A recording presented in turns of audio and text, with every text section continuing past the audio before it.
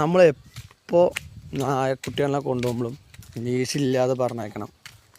അതാണ് അവർക്കൊരു സന്തോഷം.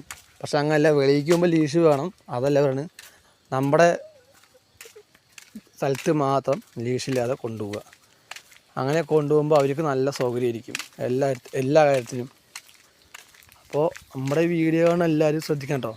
ഇങ്ങോട്ട് വീട്ടിൽ പോ.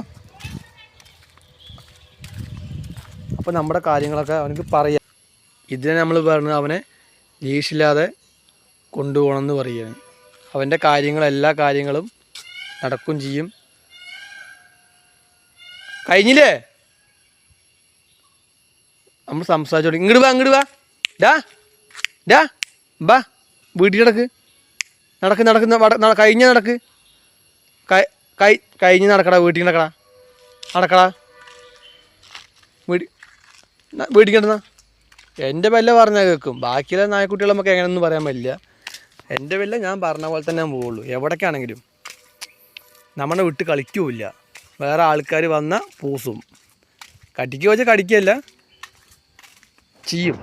നമ്മുടെ വീട്ടിലേക്ക് നമ്മൾ അവനെ പറഞ്ഞു കൊടുക്കുക എല്ലാ കാര്യങ്ങളും. ഇതൊക്കെ ഞാൻ അവന് എൻ്റെ കൂടെ നിന്നിട്ട് ഞാൻ പറഞ്ഞു കൊടുത്ത കാര്യങ്ങൾ. അതൊക്കെ വീട്ടിൽ കിടക്കുക.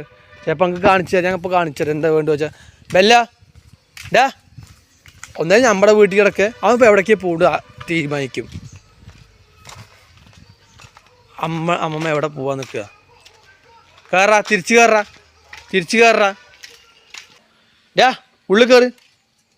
കണ്ടോ, അവ ഉള്ളിൽ കയറും ചെയ്തു. അവിടെ നിൽക്ക്. അപ്പം നമ്മൾ ലീഷിട്ടു, തിരിച്ച് അവനെ വീട്ടിലാക്കി. ഇത്രയേ ഉള്ളൂ പരിപാടി.